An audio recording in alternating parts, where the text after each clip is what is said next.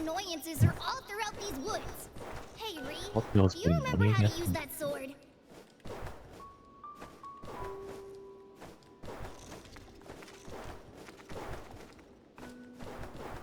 Oh, Telltale laid off some workers. Oh, Who did? Telltale, the game company. You know, the one that has like the Walking Dead and all that. Oh, Try yikes. this. Yeah, I mean, game development industry is kind of bad right now. I mean, Just a lot of software development industries are suffering. So there's a lot of layoffs, a lot of hiring freezes, those kinds of things. yeah.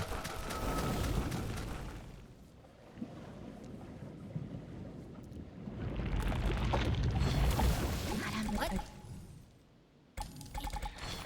You know, it's funny because I'm just starting to learn how to do game development, and my friend was just like, "Hey, this is a very great time now that everyone's getting laid off." I'm like, "That's terrible, dude."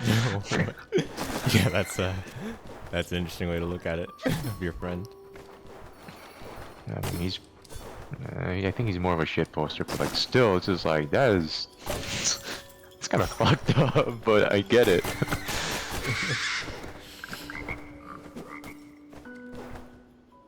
So the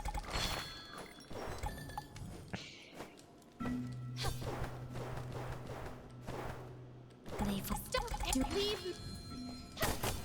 If you can.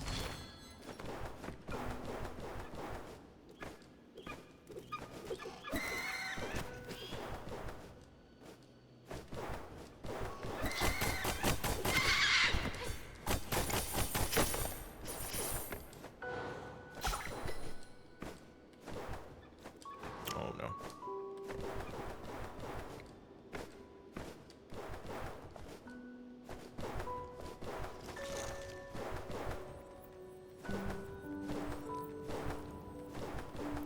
I don't know, it feels weird. It feels like a lot of dropped inputs today. It feels like there's a lot of like dropped inputs today. I'm not sure. I just restarted my computer and there's still stuff dropping. I'm not sure if it's me or it's the game. Hey, I don't know. Are you using a controller or?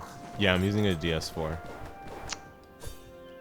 Oh, using the DualShock 4. I'm like, using a DS controller again? Oh no, that would be crazy. I mean, I could use the DS probably, but that would be a little over the I top. don't know. I don't know, man. The input lag must be insane. Yeah. Uh, I did hear though that like it's better to use a DS4 with Bluetooth rather than via wire for PC. oh, what about DS5? I'm actually not Not sure. really. Oh, Yeah, I don't have a DS5, but it's possible it's the same.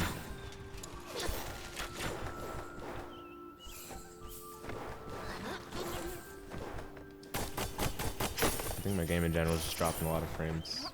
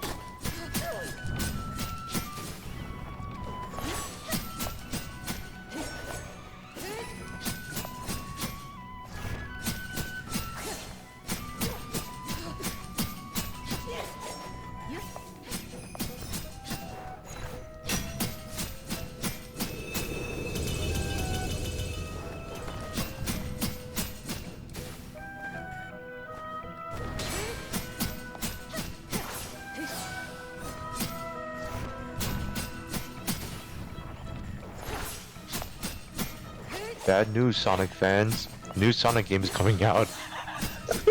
Bad news? Is that an inside joke? No, it's from the hard drive. Oh, hard drive. Okay, got it. Yeah, bad news, Sonic fans. The new Sonic game is coming out. Oh, the nerve. Yeah. Got it. It's hilarious.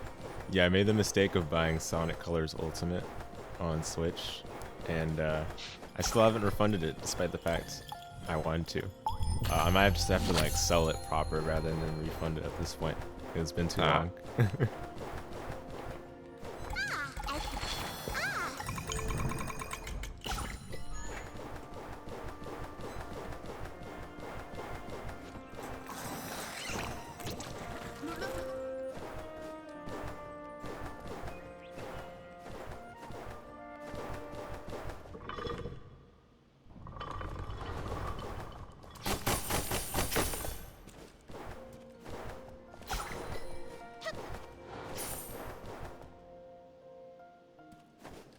Yeah, I'm just dropping frames like nobody's business.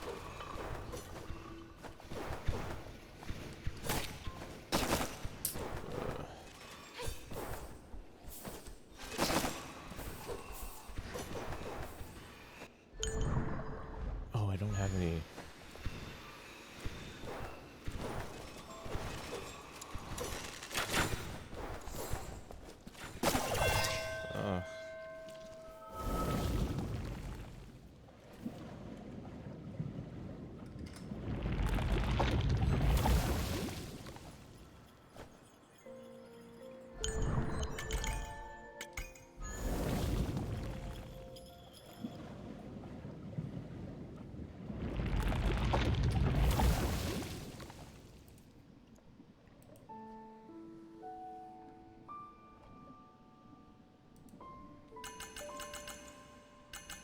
Did you say you're trying to refund something on Switch? Not on Switch, it's a physical copy of Sonic Colors Ultimate. I see. Yeah. I was like, Nintendo? You mean Nintendo? Yeah. They're never gonna refund you. So true. Yeah. No, it's a physical copy. I got it from GameStop, and like I played it, and I was like, man, like whatever my nostalgia goggles saw was not reality.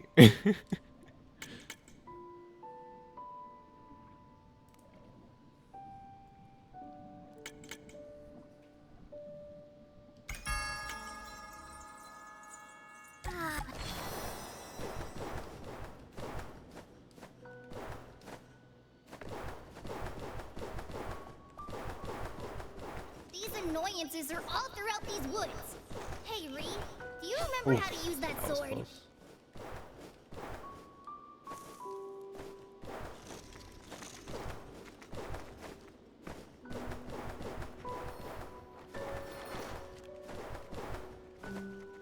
Looks like Chrome was just dying in the background or something. Because the minute I closed it, I'm not dropping frames anymore. Ha! Try this!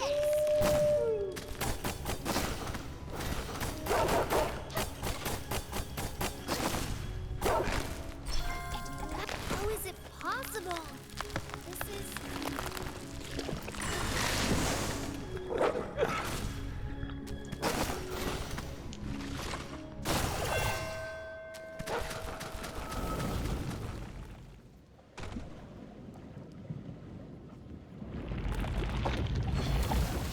What?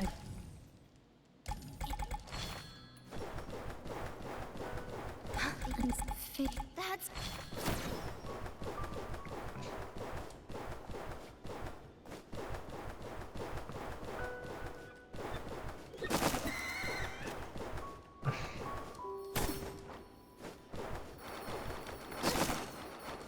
What the heck?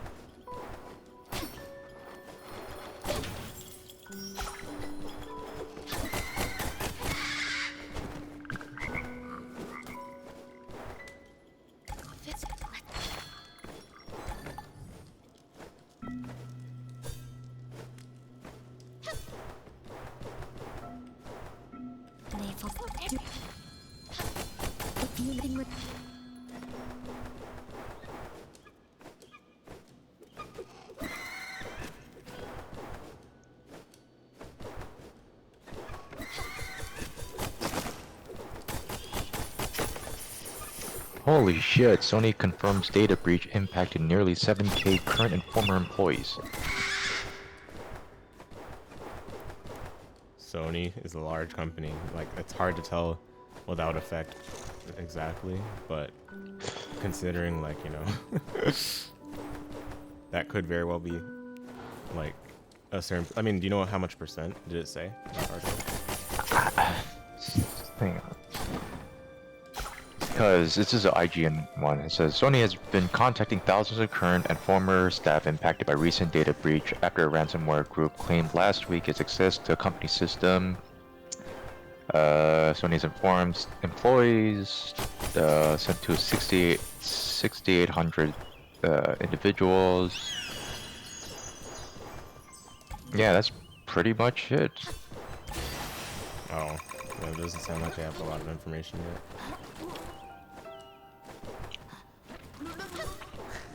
There are 2 data breaches occurred. The first happened in May 28th and June 2nd.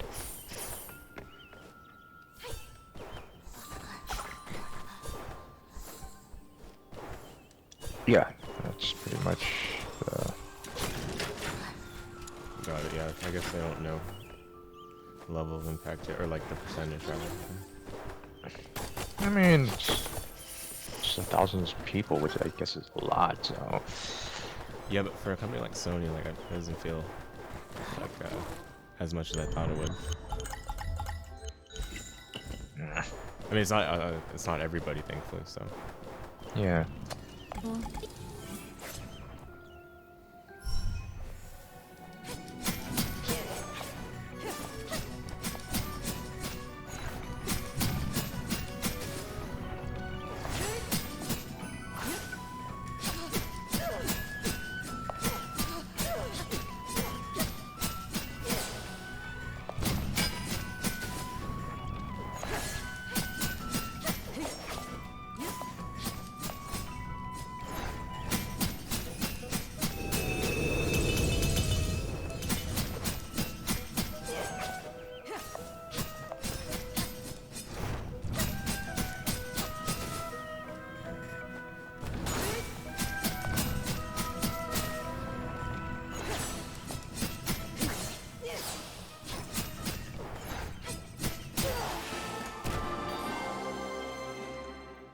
That all?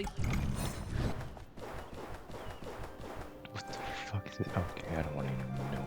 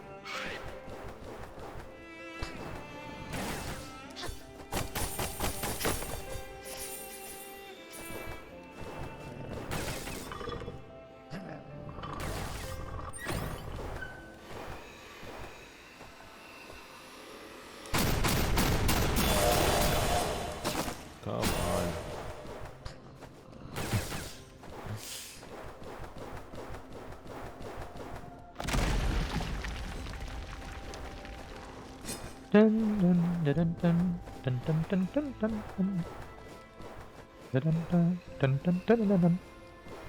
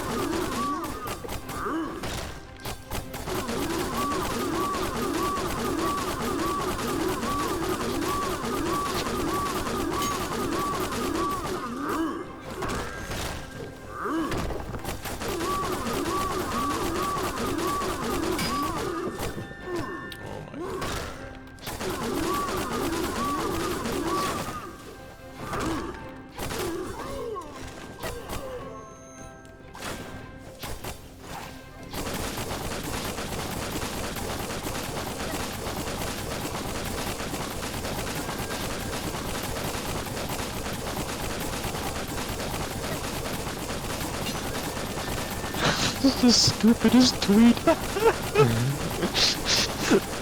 Hey FGC, can straight and queer men be close friends? So stupid. Uh.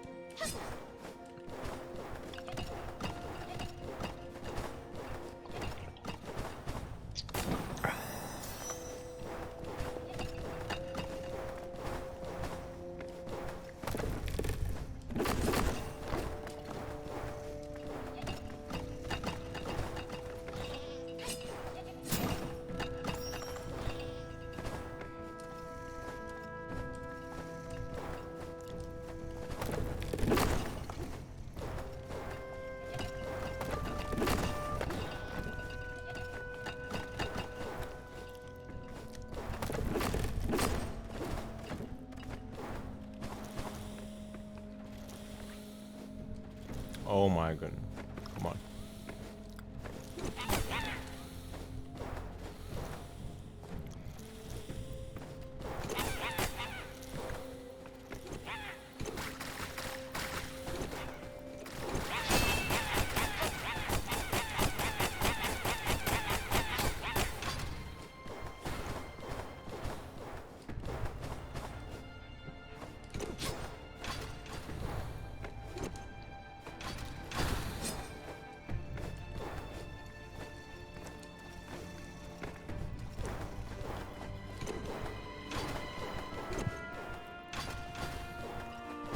Oh.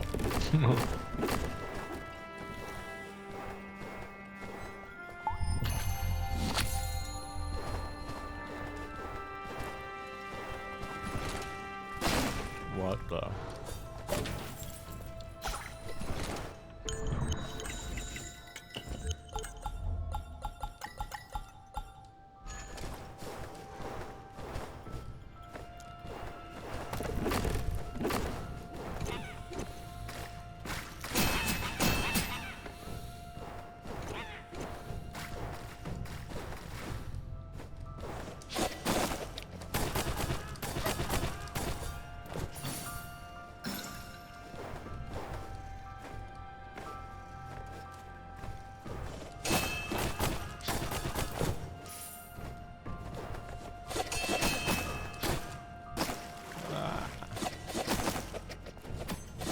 I'm not sure if you saw that retro. That was a true combo.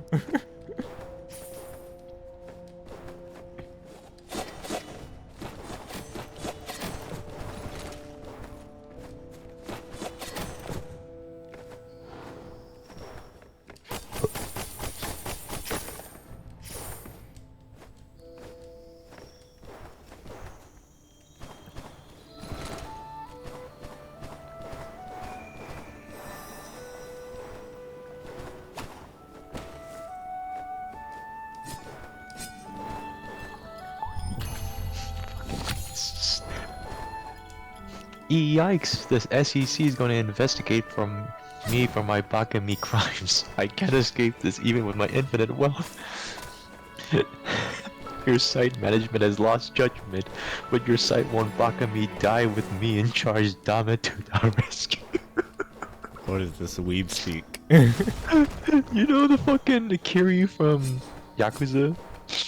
I've heard of him, yeah. So there's a, so I'm sure you know the song Dame Dane. Yeah, I'm like, I don't like know it really, but I've heard people talk about it. You know? So there is a very, very, very stupid quote called that rides on the word Dame Dane, but it's more like someone popularized the term and just use it for like the way they speak or some shit. Like Dame to the rescue, or Bakami die with me. Or Bakami crimes. So like the song goes like Dame Dane, Dame yo, Dame amo yo, and it's like Bakami tai. That's the song title, Bakami tai. But people like to use it in sentences where it's just like completely absurd. Like it's just connected with different words. Like if you can't do Bakami time, you can't do Bakami crime or some shit like that. Oh my goodness. And no matter how many times it's said, it gets annoying, but it's still funny. Yeah, I bet. Oh yeah, if you can't do the Bakami time, don't do the Bakami crime.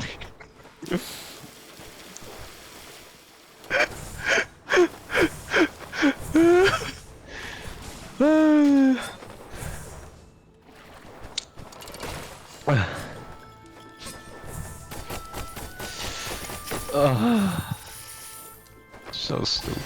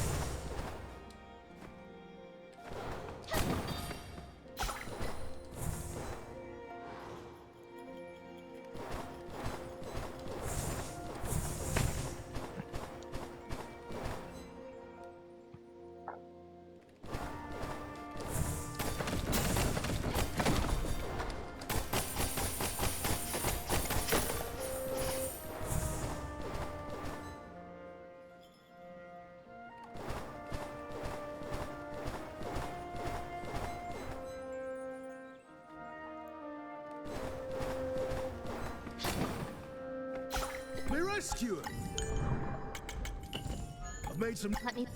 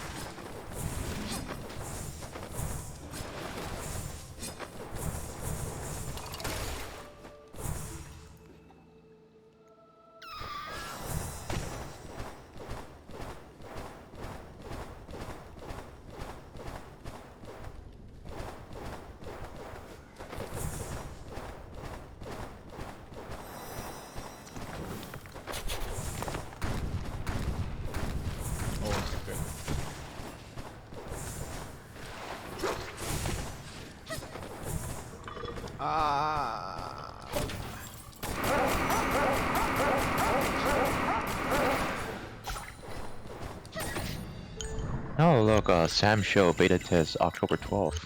Groovy. Finally?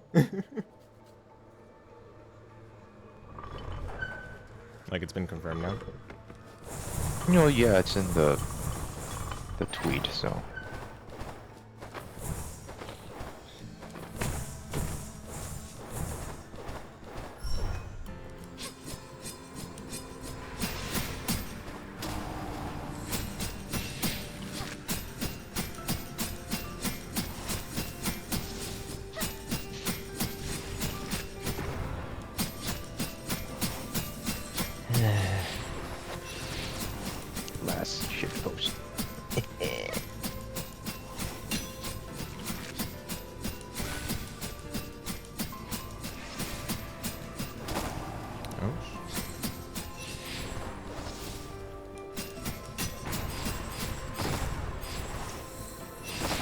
Oh shoot, I almost died.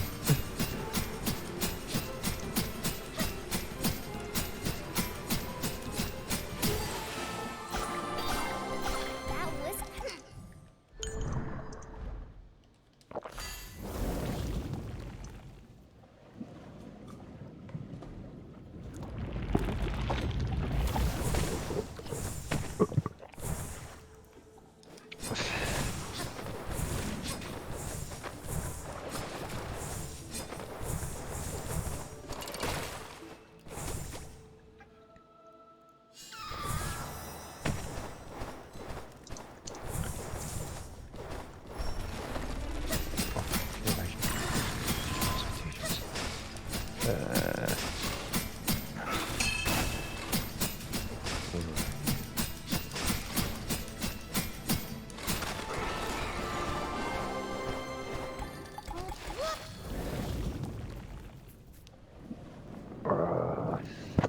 was. So let me be. I set you free.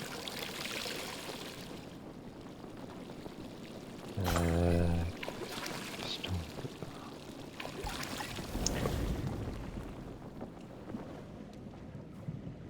Where is it?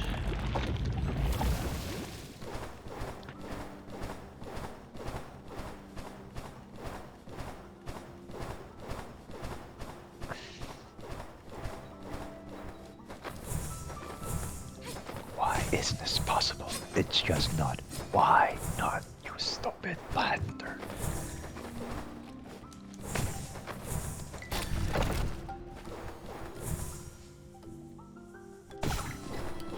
Articles.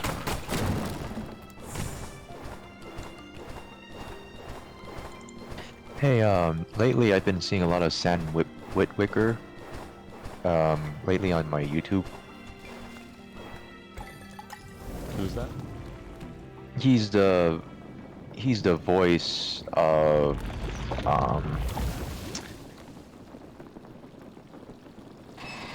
he's the voice of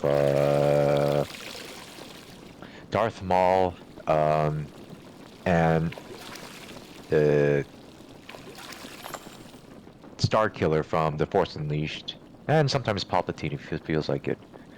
Oh, okay. So is he like picking up more voice acting gigs now? No, he was more of, so he was pretty big back then before Disney bought Star Wars. So he was a guy who had like a huge vocal range, and he pretty much ran the show where just like he was like the Henry Cavill but for Star Wars. Like he would pretty much, he was like a big Star Wars nerd, but then he applied that kind of knowledge into his acting so that it'd be a little consistent. Like there was a time where he was auditioning for the role of Star Killer, and he purposely was like clenching his hands and just like feeling all frustrated and stuff. And after like, you know, a couple takes, the directors were like, "Listen, man, all this were different, but you still, he's like, you don't look like you're meditating." And then he was like, "Well, he's not meditating. He's forcing it. Like Vader would not give him the tools to understand how a Jedi would meditate. Because he has the wrong ideas of how to meditate.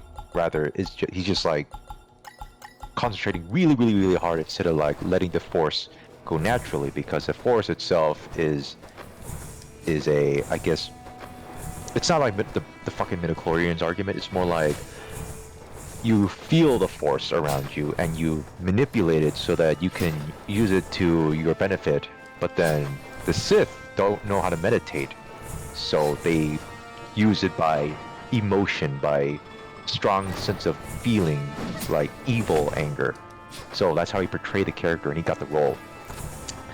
And during the table talk, when there was, they hired a voice actor because Ian McDiarmid, I believe, was not going to be voicing Palpatine.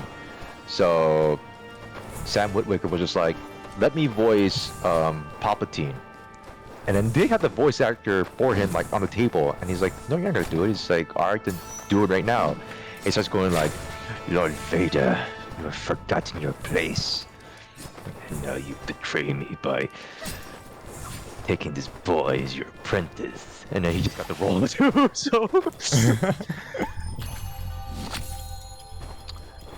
So... I mean, he was pretty cool back then. I mean, he's still pretty cool to this day, because when, like, Star Wars Rebels came out, he decided to get the voice role for Darth Maul. And as you can see, Darth Maul was a very minor role, but like he's like the major antagonist in like the Phantom Menace where he first appeared. But then his story continues during like the Rebels story, where he survives he survives the fight from Obi-Wan, and he's pretty much like walking on mechanical legs, and he wanted to give it his own take because he used the foundation of the person voicing Darth Maul, and he pretty much like took it on his own, because from the time span from Phantom Menace to where it is now, like post Order 66, it was his vocal range is pretty amazing because he knows how to channel like very dark, ominous, like calm rage. So yeah, I've been looking at those kind of interviews lately. It's just like, God, this guy's really good. It's like, finally, How we often? can reveal our revenge. Yeah. Oh, sorry. No. I'm done with my monologue. So. Oh yeah. How often do voice actors get interviewed for things like that? Because I'm wondering like if those are things you can. Oh shoot. Okay, give me 1 sec. Let me finish this section before I finish. Okay. How often do like voice actors get interviewed for like, you know, I guess you to be able to pick up on those things? So it depends, because there's a lot of fans out there who, you know, want to get a piece of the action of like what goes on in like the specific development of like a product. And even like years after, there are some people, there are some still nerds fans to this day who want to interview their favorite actor through like a little podcast. So they'll often set up like an interview where it's just like, hey, welcome to the show. This is episode whatever on this podcast I have here with Sam Witwicker, and tell me about, you know, your role as, you know, Star Killer or some shit. And they'll be like, oh yeah, you know, I did this and how I did that. And it's like, can you give me a sample of, you know, a line or something? And then they'll do it, you know, because it's the one they're known for and what makes them great in the first place. And it just goes on from there. Ah, got it. And, you know, like, some people move on from their roles. They don't usually like to get interviewed. Some people, like, I remember, I think the voice actor, one of the voice actors for Sonic, I think, I don't remember correctly, but he decided to become like a surgeon, and he stopped voice acting, and that's what he does these days. I know, oh, it was Mega Man, I think. I think it was Mega Man, that he decided to, you know, move on.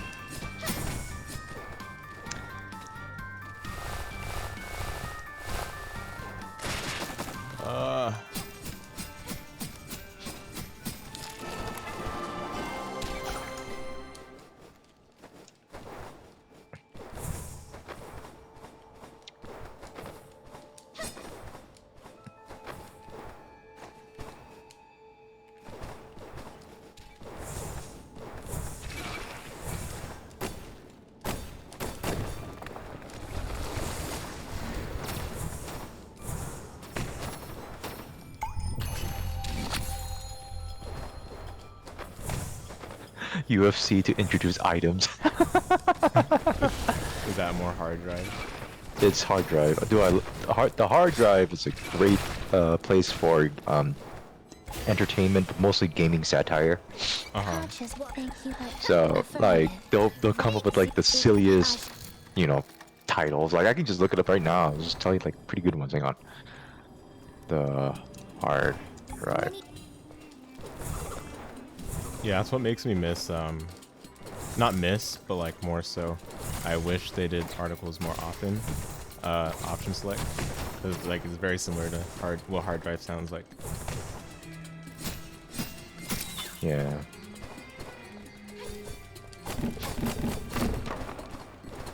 Get out of my. We finally got you.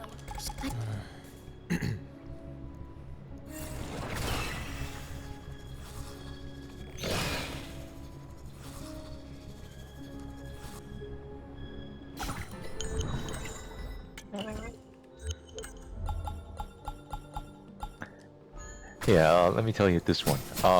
Mokujin skipping Tekken 8 to prepare for fight with Jake Paul. And it has an actual article. He was like, our fan favorite training dummy Mokujin won't be appearing in the upcoming Tekken 8 because he's busy getting primed for a different kind of fight. Sources have confirmed. We've been training hard and studying harder, said Biff Gunner, who will be coaching Mokujin's opponent Jake Paul. We've seen all the moveset stealing and techniques. Jake's even been learning how to do the Korean backwash or whatever the fuck it's called. And trust me, this clown ain't ready for Jake's rage art. I'll give you a hint. I hope it's homeboy like slurs and free rap style rap at 110 decibels. Oh my goodness. The young social media star was spotted practicing against Mokujin in Tekken 7's training mode, playing as Steve Fox. Yeah, I ain't scared, bro. Look at this guy. He's just a plant. I've beaten up vegans before, he told us. When Mokujin began emulating Brian Fury's movesets, however, he became visibly irritated. Whatever, he continued. I don't care if he starts fighting like a fuck. I don't care if he fights like those bitch-ass cops in Arizona. I'm gonna leave his ass crying like he's one of those many ex-girlfriends who are emotionally abused. Oh my god. Wizened Chinese Kung Fu master Wang Jinrei seemed less convinced. It is said that when the world teeters on the brink of chaos, he said, whilst watering an idle Mokujin in a dusty old museum, Mokujin shall appear. These young Paul brothers are that chaos, and they are not ready for Mokujin. He will simply copy Akuma's broken-ass moveset and body his pasty-ass. White boy gonna be folded. The fight is scheduled to take place in late 2023, subject to change pending the date of Paul's fight with Roger Jr., or the arrival of an even more malevolent, nefarious YouTuber who Mokujin must deal with.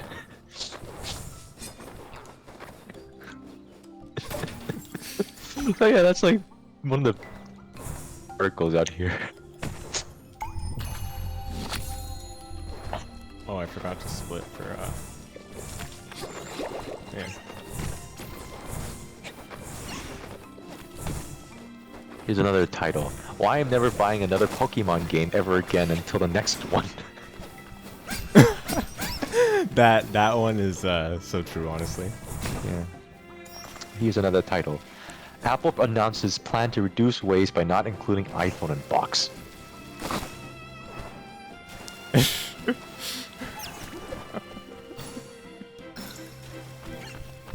Honestly, something they would do.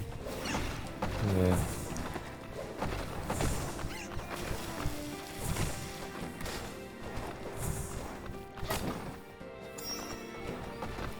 Oh my goodness, come on.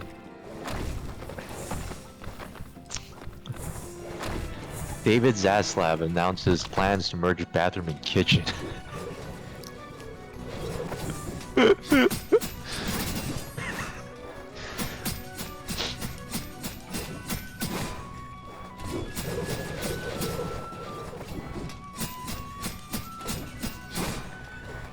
Have you watched Neon Genesis Evangelion? No, I haven't watched it actually.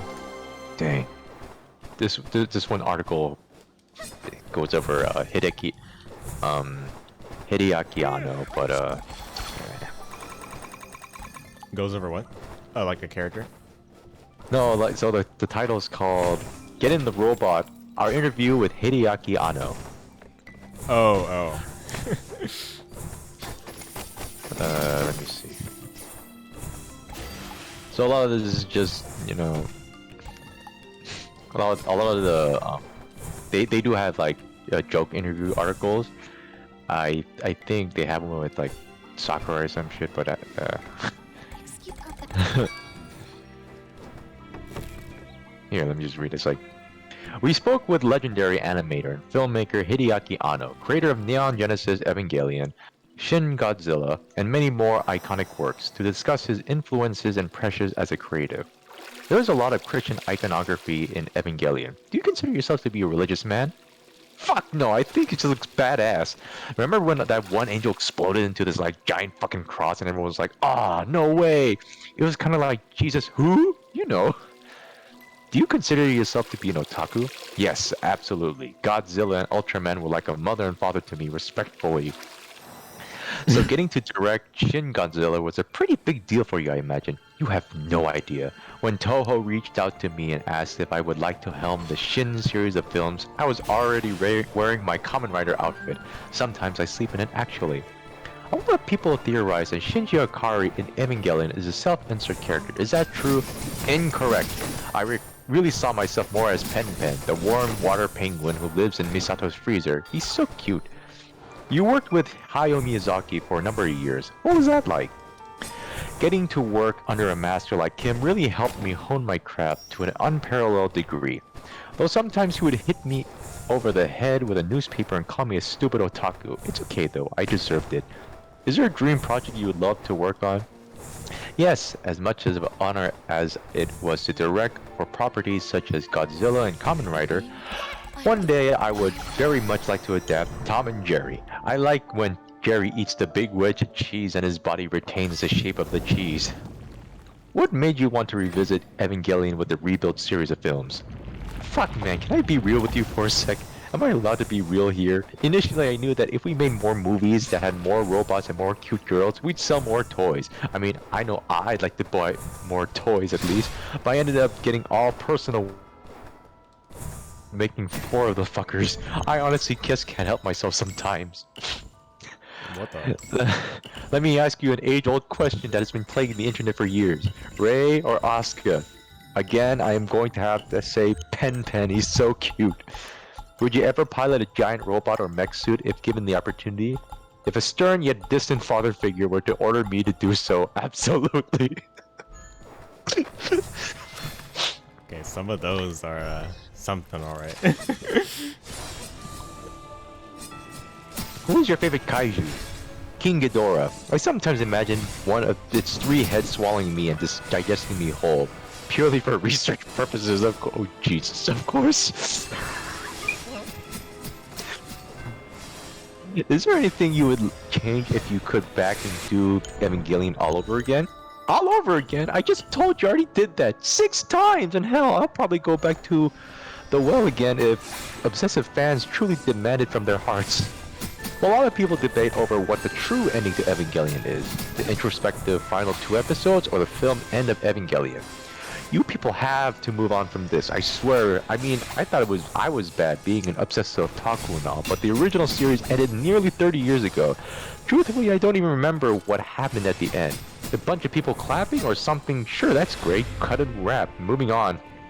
What inspires you to animate? I love cartoons. I also love digging deep into personal traumas. Combine the two and it's like, hey, who got chocolate in my peanut butter? The legendary short film you animated with your friends back in the early 80s for Daikon 4 still ripples throughout the internet. What inspired you to make that? I wanted to toss in as much licensed IP and commit as much copyright infringement as possible. That was really it. Star Wars fighting Gundam fighting Batman. You could almost call it the ultimate showdown of ultimate destiny.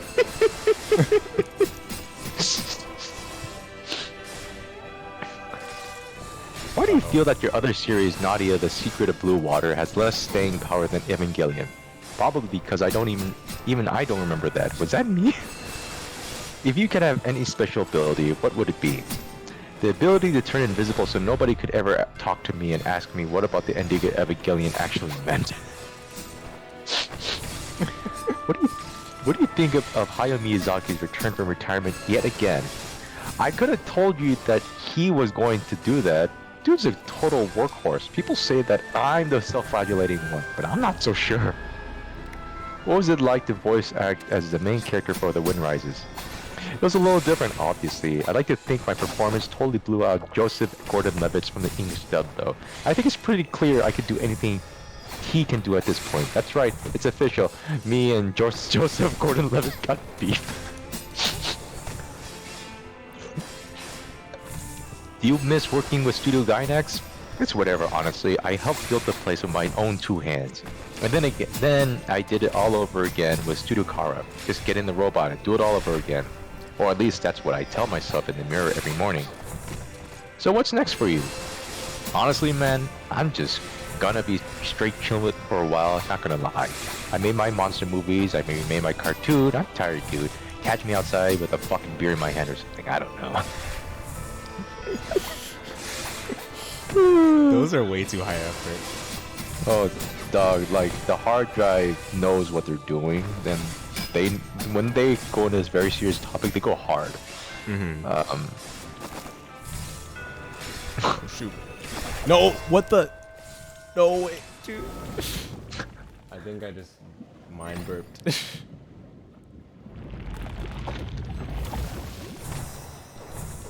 I should have just paused and used the potion from the menu. You cannot pet the dog commander at the White House.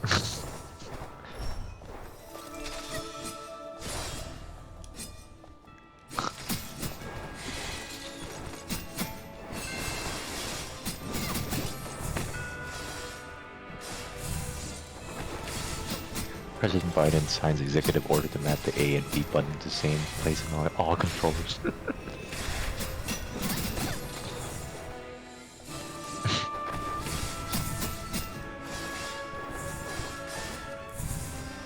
He's got a video game.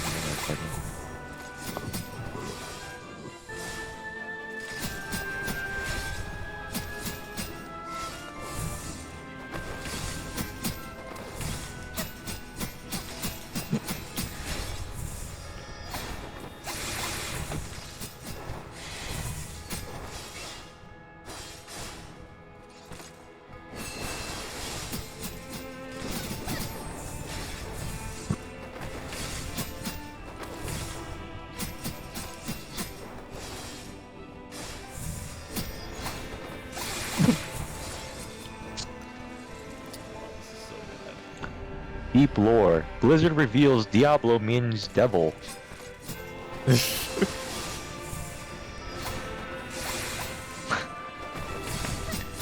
Legendary video game developer Blizzard Entertainment revealed the answer to a 25-year-old mystery when they announced the meaning behind the title of their iconic series, Diablo.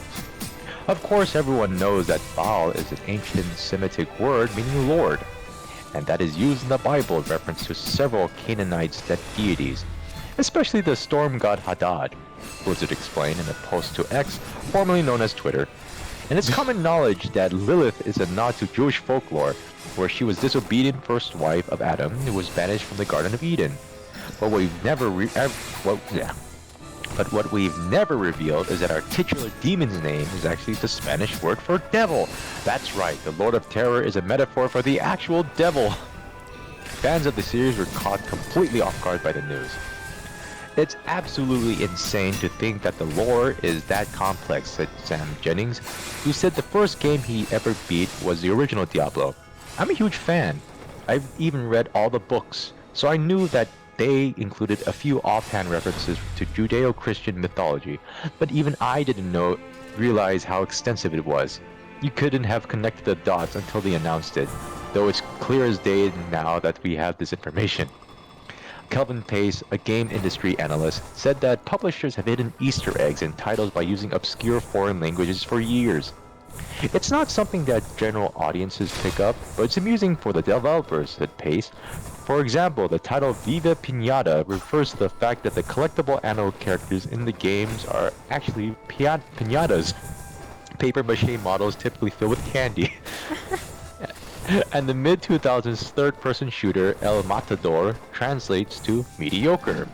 A lot of thought goes into these titles. Wait, what? El Matador? No way.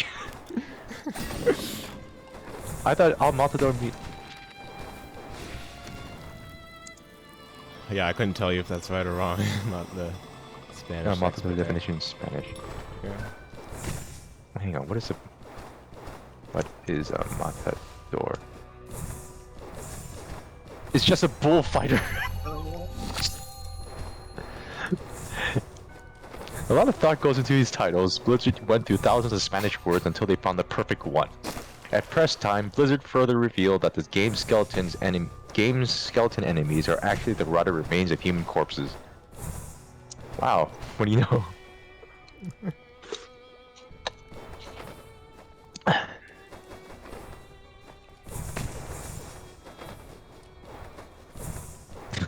Used game sales increased 400% after Taylor Swift seen playing a Sega Game Gear. Oh my goodness. I mean, I gotta tell you, man, the Swifty phenomenon is actually real. I believe it. No, that honestly, that's like some not the onion stuff right there. Yeah, when Taylor Swift was like, register to vote, the shit ton of Swifty fans started registering to vote. I shit you not. No, I mean honestly, celebrities do have quite a bit of political influence.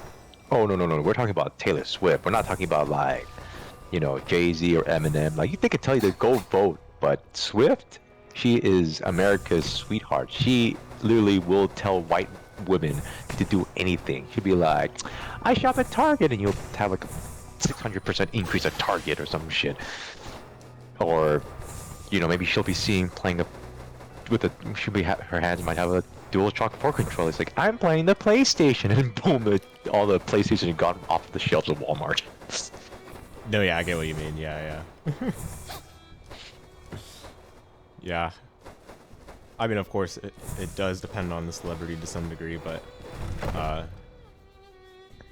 you know, I mean, it's still the fact that someone who might not necessarily be knowledgeable, but weighs in and has like a lot of influence already, is gonna win over a lot of people. As long as what they say isn't too like out there.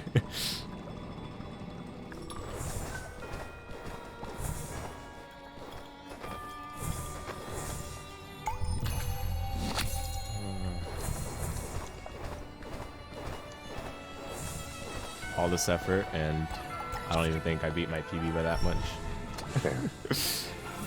Oh, he's in the title. PlayStation boss Jim Ryan announces plan to step down. Play Halo 2 for the first time.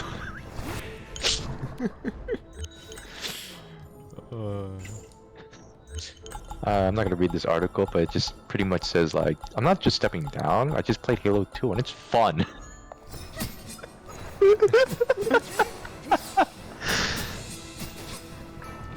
Ah, damn, this Game Pass has so much shit on it.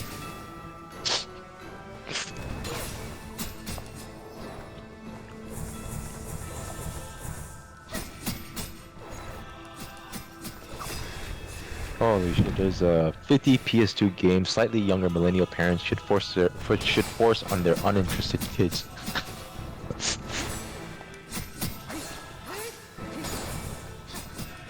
And all these games that actually have play, which is funny.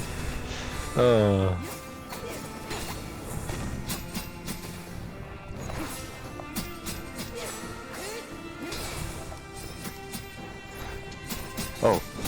Burnt out MatPat claims Mario and Luigi could be related in lazy new game theory video.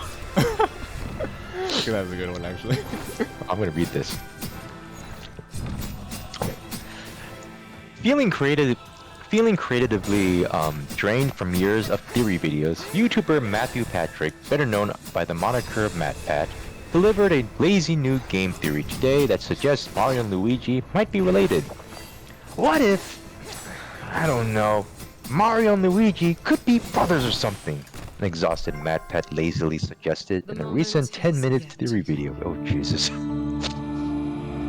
I like how they noted that it's a 10-minute theory video just for the hash out the content. They seem pretty chill with each other. Maybe they are brothers or cousins or something. Sure, that could be true. What do you want from me? Whatever. Mario and Luigi are also in Five Nights at Freddy's. I know this because, it's in one of the FNAF books. You're not gonna read it then. What do you know? Fuck you!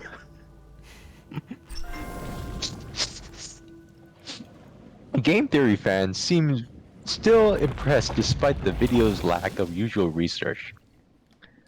I can't believe how he used math, data, and Easter eggs to posit that the Mario Brothers may be related. I never even thought about that.